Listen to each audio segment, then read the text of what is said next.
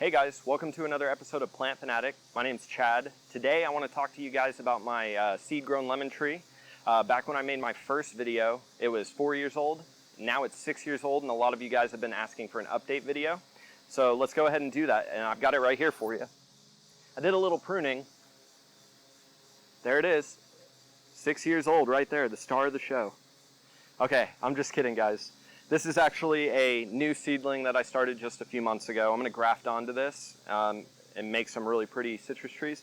But let me take you right over here to the real tree. Nobody get mad. All right, let me just kind of walk back into my little citrus corner here, if I can get back here. All right, so here it is. This big, tall beauty right here. This is my 6-year-old lemon tree that I started from seed.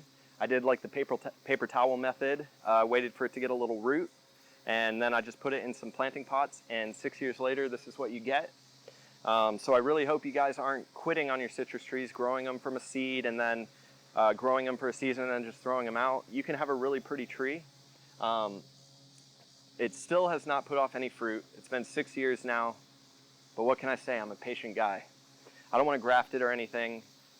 Though sometimes I will take other varieties of citrus when I get cuttings from people, and I'll kind of bud graft it on here so I can keep it alive until I have a seedling I can graft. But hey guys, thanks so much for watching the video. I just wanted to take a second to say, if you guys like the content, please subscribe to the channel and leave a like on this video.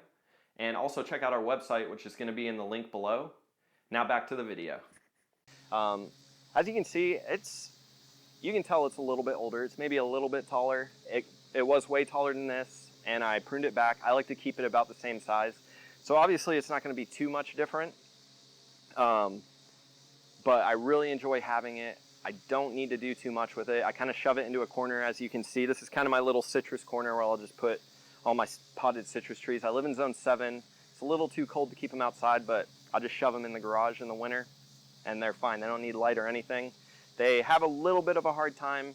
Some of the leaves will come off, but when I bring it outside, it takes off again, and we're good to go. So don't let being in a northern planting zone keep you from doing this.